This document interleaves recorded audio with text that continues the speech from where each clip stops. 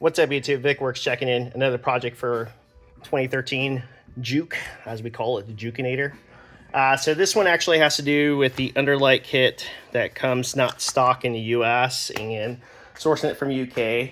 It gives you a quick template to basically mock it from 230 millimeters and hence drill there. And then the essence is that you're going to end up with something like that and running through.